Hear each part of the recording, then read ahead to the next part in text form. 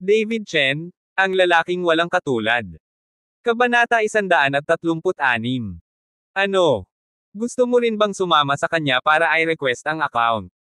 Kung oo, pumunta ka sa isang grupo kasama niya. Kung hindi mo kayang tapusin ngayon, huwag mo nang gawin ang lahat. Nang makitang naglakas loob si Wang Hanhan na tanungin ang sarili, sinabi ni Kui Jiuan na may malamig na mukha. Manager Kui, pipiliin kong ilipat ang team. Sa oras na ito, nagmamadaling itinaas ni Zhang Tongjian ang kanyang kamay at sinabi. Nakikita niya na si David ay tinutumbok ni Kui Jiuan, at si David ay napakawalang galang kay Xing Jun kahapon. Pakiramdam niya ay hihilahin siya ni David ng maya-maya. Sige, susundan ka ni Wang Hanhan. Tumango si Kui Jiuan. Sa pagkakataong ito, tiningnan ito ni Sun Xiaoming at hindi nagsalita para kay Wang Hanhan. Pagkatapos ng lahat, natalo ni David si Kui Jiuan kahapon, labis ang kanyang pagkadismaya, lalo na nang si David ay nang ahas na saktan si Xing Jun, ito ay isang pagkilos ng paglalandi sa kamatayan. Si Kui Jiuan ay bumalik sa opisina, habang si Zhang Tongjian naman ay nagmamadaling nilinis at inilipat ang mga gamit sa kanyang mesa na parang umiiwas sa salot. Sa pagtingin kay Zhang Tongjian ng ganoon, malamig na ngumiti si David. Naramdaman niya noong una na si Zhang Tongjian ay isang mabuting tao, ngunit gusto niya itong gamitin muli sa hinaharap. Pinamamahalaan. Ngunit ngayon, walang ganoong ideya si David. Marahil ito ang tinatawag na lugar ng trabaho. Kapag nahaharap sa mga salungatan ng interes, ililigtas niya ang kanyang sarili. Kuya David, ito. Anong dapat kong gawin? Walang magawang tumingin si Wang Hanhan kay David. Masaya ang kanilang mga magulang na makakahanap sila ng ganoon kagandang trabaho, ngunit kung sila ay tinanggal, paano ito ipapaliwanag ng kanilang mga magulang?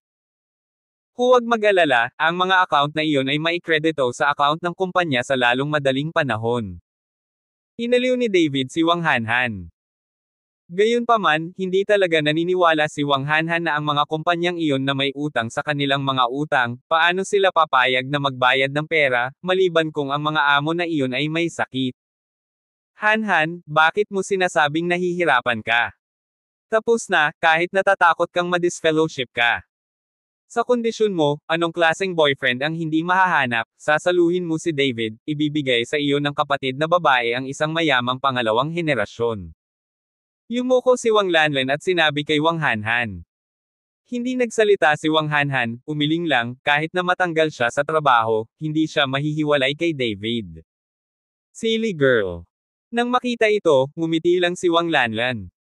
Maaaring orihinal na hinimok ni Sonia si Wang Hanhan, ngunit sa pagtingin sa sitwasyong ito, naramdaman niyang hindi ito kailangan. Alam niyang magtatrabaho sina David at Wang Hanhan ngayon, sa huling araw. 2 araw pa lang ang nakalipas ng diretso akong tinanggal. Ito siguro ang unang kaso sa kumpanya.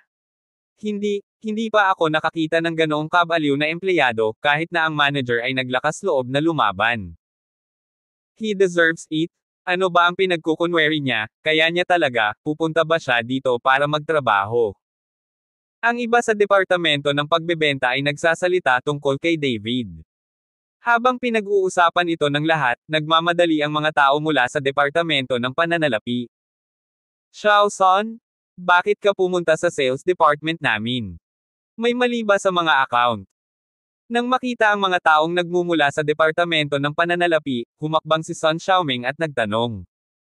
Sister Xiaoming, napakagaling ng sales department mo. Sa sandaling pumasok ka sa trabaho ngayon, ang lahat ng mga utang mula sa labas ay nakredit na sa account ng kumpanya. Ngayon walang kumpanyang may utang. Sino ang namamahala sa iyong departamento ng pagbebenta? Napakahusay. Namatay. Tuwang-tuwang sinundan ni Financial Xiaosan si Sun Xiaoming at sinabing. Ano? Nabalik ba lahat ng utang? Natigilan si Sun Xiaoming. At ang natitirang bahagi ng departamento ng pagbebenta ay sunod-sunod na tumaas, tinitingnan ng pinansyal na maliit na apo na may hindi kapani-pani walang hitsura. Xiao-san? Tama ka ba? Nagbabayad ka ba talaga ng lahat ng utang? Hindi makapaniwalang tanong din ni Wang Lanlan. Hindi mo ba alam kung ano ang pagsisinungaling ko sa iyo? Ang iyong departamento ng pagbebenta ay naghahabol ng mga atraso sa lahat ng oras. Hindi mo ba alam kung sino ang bumawi nito? Ang Financial Sun ay tumingin kina Sun Xiaoming at Wang Lanlan na may pagtataka. Kabanata 137. Naku, alam ko, syempre dumating ang manager namin para habulin yon. Biglang nag-react si Sun Xiaoming at nagmamadaling sinabi. Ang ganitong uri ng magandang bagay, syempre, ay dapat ilagay sa ulo ni Qui Jiyuan. Baka sa pagkakataong ito, ma-promote si Qui Jiyuan para maging manager ng purchasing department. Ang talino talaga ni Manager Qui. Bahagyang ngumiti si Xiao Sun, hindi na kita kakausapin, titingnan ko ang mga account kay Manager Qui. Pumasok si Xiao Sun sa opisina ni Qui Jiyuan, at lahat ng nasa sales department ay nagalit. Damn it! Sino itong mayabang, lalabas lahat ng account. Masyadong maganda. Kailangan mong malaman ang maraming mga account, ngunit lahat sila ay mula sa ilang taon na ang nakalipas. Napakahirap kunin.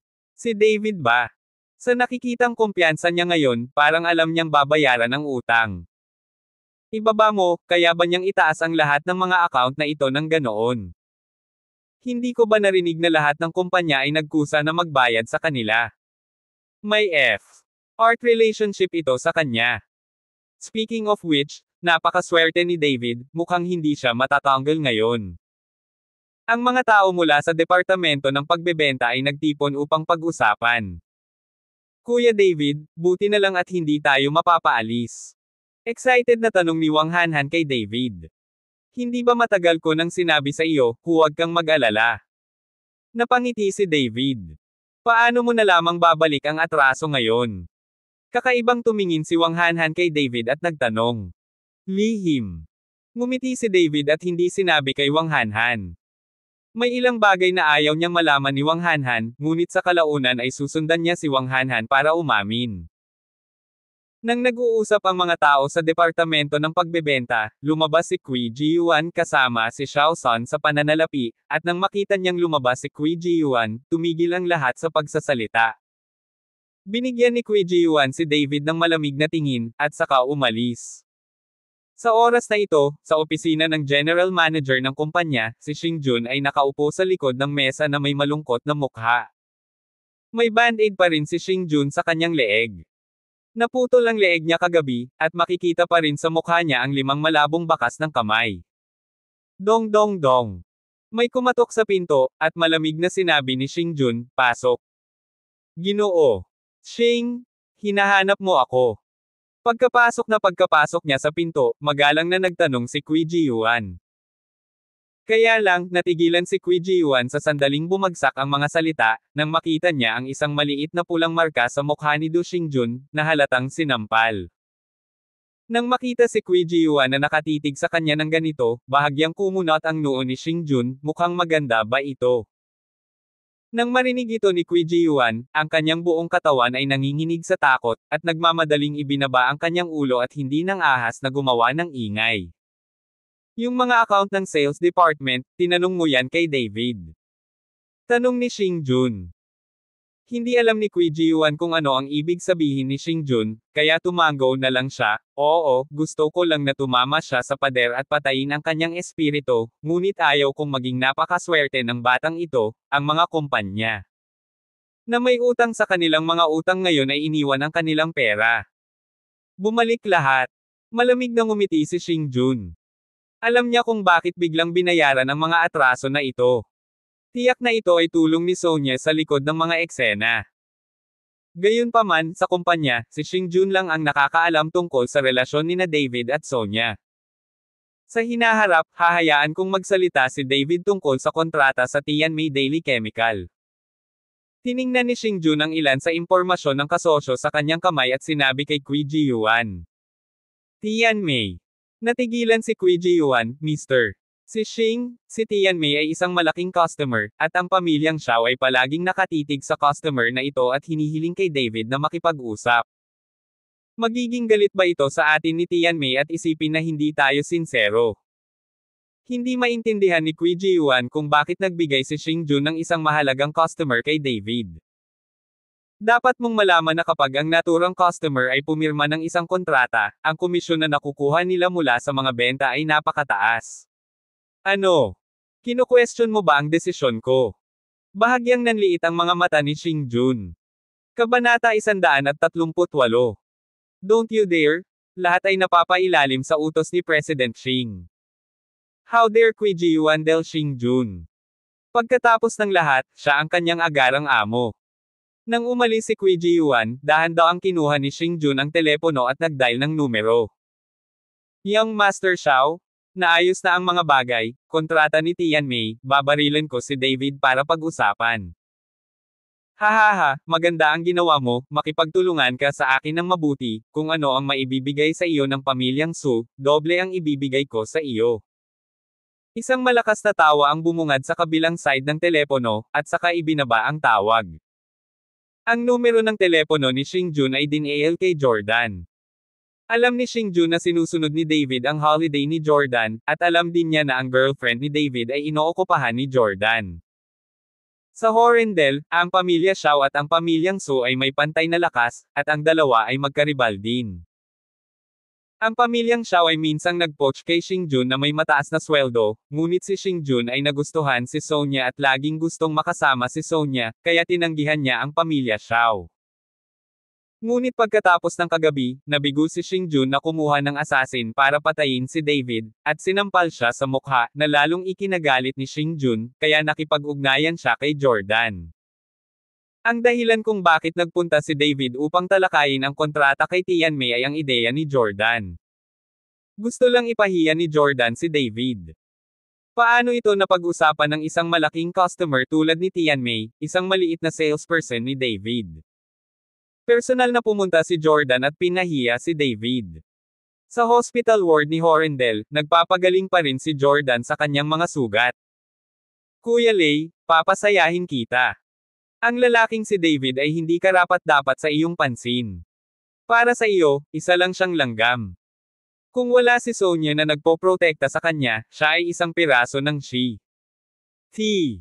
Napatingin si Delia kay Jordan na nakaupo sa hospital bed at masayang sinabi. Baliin mo ang braso ko, syempre gusto ko siyang paglaruan, gusto ko siyang patayin ng dahan-dahan. Bahagyang nakataas ang sulok ng bibig ni Jordan, at puno ng panginginig ang kanyang mga mata. Kuya Lei, ang lalaking iyon na si David ay maaaring tamaan siya ng 2 beses, hindi mo siya matatalo, at ang Lin Chanho na hinahanap mo ay hindi mapagkakatiwalaan. Kung gusto mong makitungo kay David, sa tingin ko dapat kang maghanap ng ibang mga eksperto. Mungkahi ni Delia. Huwag kang mag-alala, may pinadala ako para makipag-ugnayan sa Chilonggang. Sa buong Horrendel, hindi lang si Lin Chanho ang Jui Hall. Ang Chilonggang ay kasing sikat ng Jui Hall, at ito ay higit pa sa sapat upang harapin ang isang David. Alam ni Jordan na hindi niya matatalo si David, at ang Lin Chanho na hinahanap niya ay walang silbi, kaya't nakahanap siya ng taong makakaugnayan muli sa Chilonggang. Bagamat napakakapangyarihan ng pamilya Xiao sa Horrendel, isa itong business family kung tutuusin, kaya hindi sila pamilyar sa mga gang forces tulad ng Chilonggang, at kailangan nilang maghanap ng middleman para ipakilala ito. Kuya Lei, kapag napag-usapan na ang kontrata, pupunta rin ako. Gusto kong makita ang kulot na itsura ni David. Kamakailan, ipinagmamalaki niya ang suporta ni Sonia. Ngayon gusto kong makita kung kaya niyang maging mayabang. Nang maalala ni Delia kung paano siya pinahiya ni David noon, galit na galit siya kaya namatay siya. Walang problema, panoorin mo lang siyang tinapakan sa ilalim ng aking mga paa. Ngumiti si Jordan ng may pagmamalaki. Sa departamento ng pagbebenta, labis na nalilito si Qui Jiyuan kung bakit binigyan ni Xing Jun si David ng isang mahalagang customer, ngunit sinabi ni Xing Jun, kailangan niyang gawin ito. David, ang swerte mo? Lahat ng utang mo biglang nabayaran, pero bilang isang qualified salesperson, hindi ka lang dapat mangolekta ng accounts, kundi marunong ka ding makipag-negotiate sa mga kontrata, kaya dapat matuto kang makipag-negotiate sa mga kontrata at sumunod sa mga regulasyon. Ikaw. Huwag magsalita ng walang kaparerekon, sabihin ang isang bagay ng direkta. Naiinip na sinabi ni David kay Qui Jiyuan. Tinatayang si David lang mismo ang sumusunod kay Qui Jiyuan para magsalita ng ganito. Nang marinig ang tawag ni David sa telepono, galit na galit si Qui Ji-yuan, at halos samuka siya ng dugo, ngunit hindi siya nang ahas na sibakin si David nang walang dahilan, dahil hindi niya alam kung ano ang iniisip ni Xing Jun. Napagpasyahan ng kumpanya na hayaan kang sundan ang Tianmay Daily Chemical para talakayin ang mga usapin sa pakikipagtulungan. Dapat mong malaman na ang Tianmay Daily Chemical ay ang pinakamalaking kumpanya sa industriya ng kosmetiko sa Horendel. Kung maaari kang makipag-ayos, ang komisyon ay natural na isang hindi inaasahang figure, ngunit kung pag-uusapan mo ito, kung gayon. Kabanata 139. Tumigil ka sa pagsasalita ng walang kaparerekon, bigyan mo ako ng impormasyon. Si David ay mukhang naiinip, itong si Qui Ji-yuan ay nagsabi ng napakaraming kalokohan, sa katunayan, hindi siya nagseselos sa kanyang sarili, gusto niyang ipahiya ang kanyang sarili. Malamig ang mukha ni Qui Ji-yuan, at direktang ibinato niya ang impormasyon kay David. This time gagawa talaga ako ng paraan para mapalayas ka para maging mayabang ka. Kinagat ni Qui Ji-yuan ang kanyang mga ngipin, lihim na nag-iisip sa kanyang puso. Qui Ji-yuan, anong ibig mong sabihin? Buong araw kong kausap si Meike. Alam mo ba kung gaano ako katagal? Bakit mo siya binitawan bigla? Sa sandaling ito, nabalisa si Sun Xiaoming at direktang sumigaw kay Qui Ji-yuan. Alam ng lahat na si Tianmay ay isang malaking customer. Kung maaari silang makipag-ayos, ang komisyon ay dapat na malaki, kaya ibinigay ni Qui Ji-yuan ang Tianmay na ito kay Sun Xiaoming sa simula. Pagkatapos ng lahat, walang sinuman sa departamento ng pagbebenta ang nang-ahas na magsabi ng anuman tungkol sa kanyang relasyon kay Sun Xiaoming. At para sa kliyenteng ito, maraming beses nang sinamahan ni Qui Ji-yuan si Sun Xiaoming, at si Sun Xiaoming ay nagsusumikap. Ngunit sa pagkakataong ito, bigla niyang ibinigay ang kliyente kay David, paanong hindi magagalit si Sun Xiaoming. Hinailan ni Qui Ji-yuan si Sun Xiaoming at sinabi kay Sun Xiaoming, huwag kang mag-alala, ipapaliwanag ko sa iyo mamaya. Pagkatapos niyang magsalita, tumingin si Qui Ji-yuan kay David at sinabing, David, ang customer na ito ang pinakamahalagang customer ng aming kumpanya, kaya kailangan mong magmadali at magtakda ng oras, kailan natin ito pag-uusapan. Bukas. Gustong pag-usapan ni David ang tungkol sa hapon, ngunit naisip niya na kailangan niyang ipaalam kay Lin Chanho na mag-check-in ng maaga, kaya sinabi niya bukas. Bukas. Nagulat si Qui Ji-yuan. Lahat ng nasa sales department ay natigilan, nakatingin kay David na hindi makapaniwala.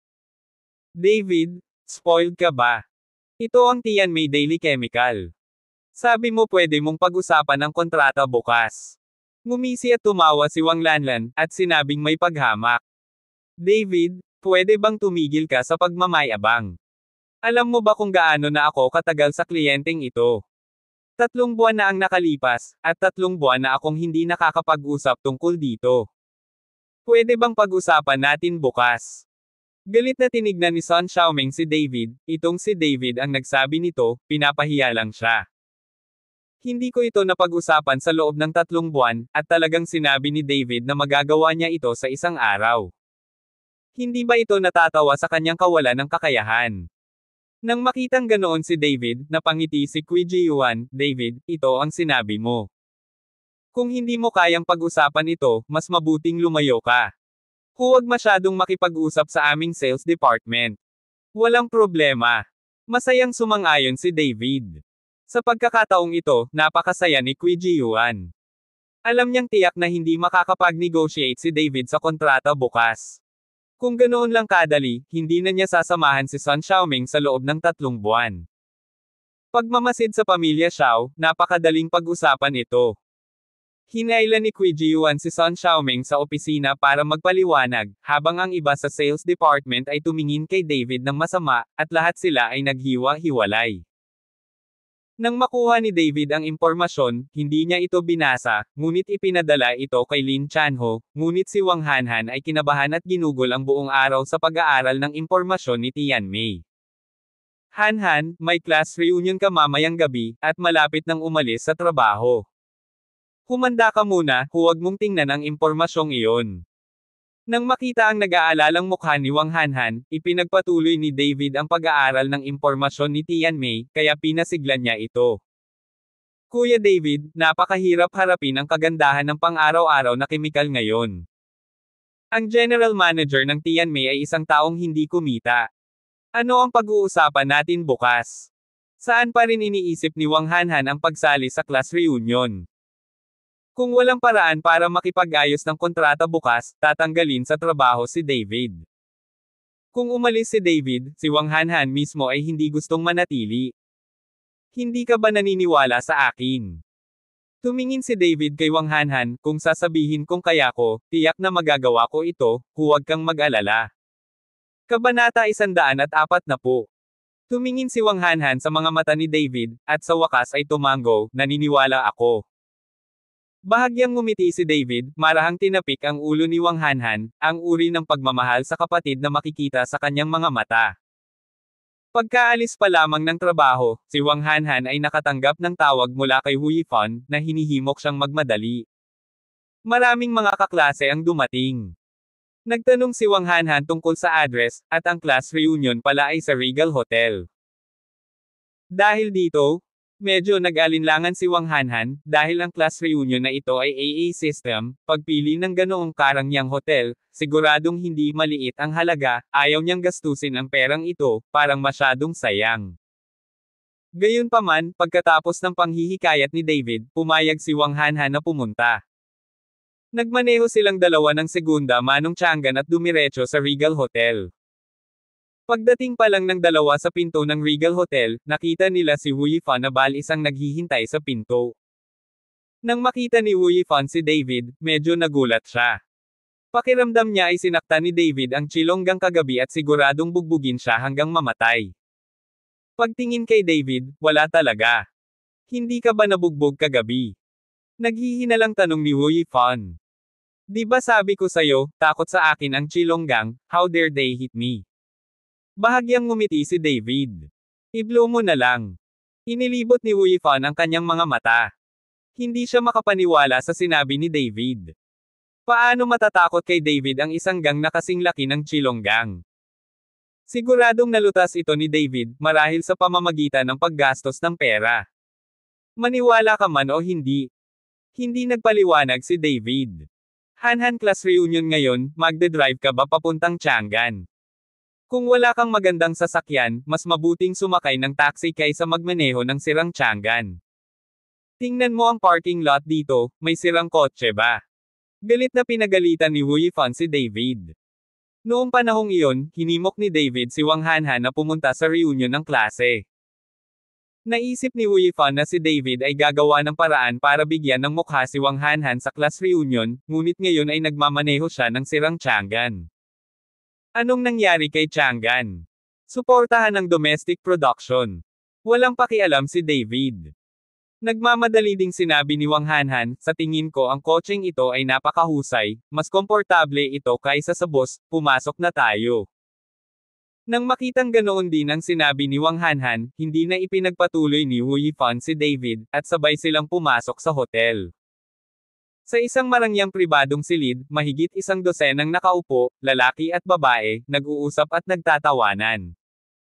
Ang isa sa mga lalaking may partial score at isang gintong relo sa kanyang kamay ay partikular na kapansin-pansin. Halos lahat ay nakasentro sa lalaking ito, patuloy na nagsasalita at nagpapatawa sa mga tao.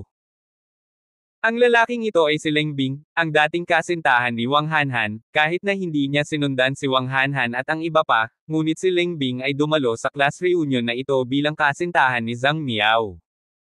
Mao Miao, napakaswerte mo dahil nakatagpo ka ng napakagandang boyfriend. Alam mo naman siguro na nasa school si Kuya Bing dati, school grass yan. Hindi, noong una akong pumasok sa paaralan, si Brother Bing ay makapangyarihan sa lahat sa paaralan. May crush ako kay Brother Bing noon. Tingnan mo itong relo na dala ni Brother Bing, tinatayang nagkakahalaga ito ng daan-daang libo, ito ang matagumpay na tao. Si Brother Bing ay nagpapatakbo na ngayon ng sarili niyang kumpanya, napakahusay niya. Ang lahat ay nagsiwalat kay Leng Bing at kay Zhang Miao na iyon, at lahat sila ay nanginig sa kanilang sinabi. Ito ay isang pagkain lamang, isang matagumpay na tao, ang relo na ito ay hindi gaanong nagkakahalaga, at ito ay higit lamang sa 300,000 ng hilingin ko sa isang kaibigan na ibalik ito mula sa Switzerland. Bagamat mahinhin si Lengbing sa kanyang bibig, kitang-kita ang tono ng kanyang pananalita.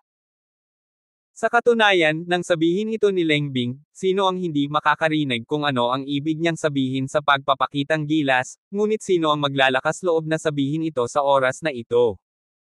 Isang beses lang magagawa ang Cold Versailles. Abangan ang susunod pang mga kabanata ng David Chen, ang lalaking walang katulad. Please subscribe to my YouTube channel and don't forget to like and share. Thanks for watching.